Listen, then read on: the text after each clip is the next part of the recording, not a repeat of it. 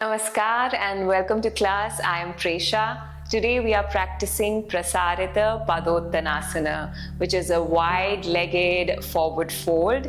And for this class, we will be highly recommended using 2 yoga blocks. So roll out your mat and let's get started.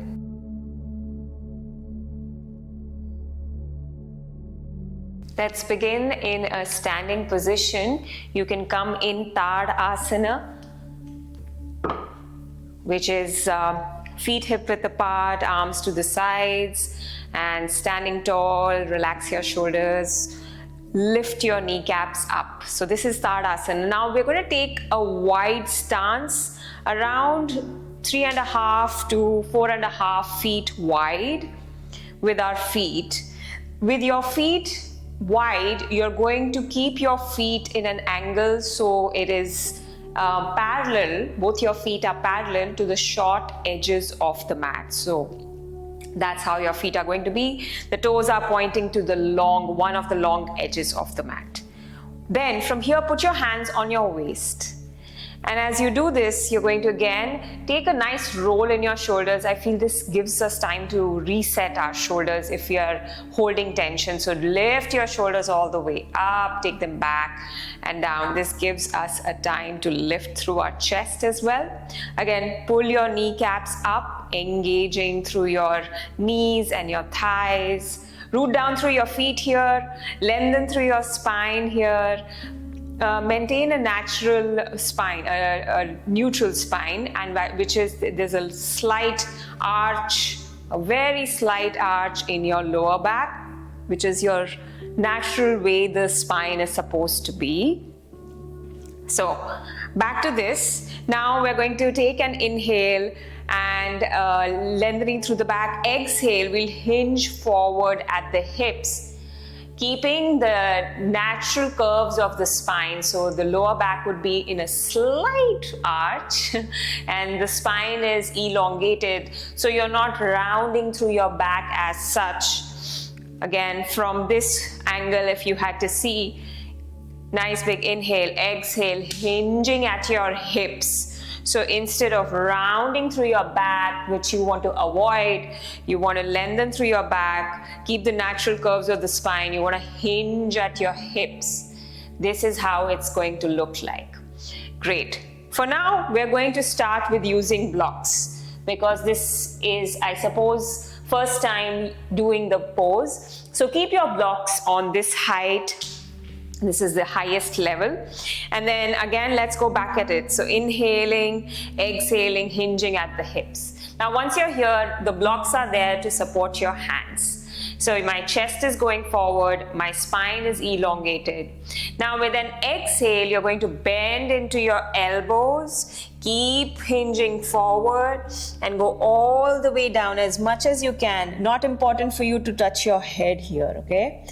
But what I want to suggest to you is that you want to start to bring a little ease in your neck and your head instead of holding too much stress. Now, another thing that you can do is, now hands can stay here, or you can keep your hands down in a traditional way with your palms down. You can also come on your fingertips if that helps, if in case you don't have blocks. Perfect. Then you can, once you're here down, you're going to bend into your elbows and you're going to relax the weight of your head and your neck.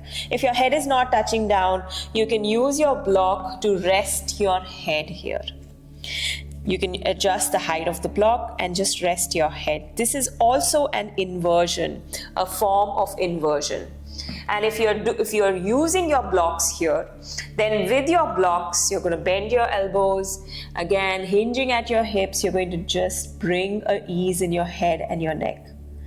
And if another thing that I want to add to this is, if your legs and hamstrings are too tight and you feel this is uneasy for your lower body, you're going to keep a slight bend in your knees, a very slight bend, so that you're not feeling this pain or sharp pain anywhere in your hamstrings and the backs of your legs.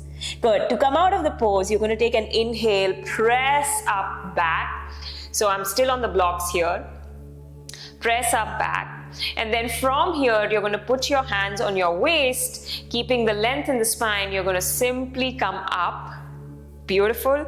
And you can just heel toe with your feet. Heel toe, and come back to Tadasana.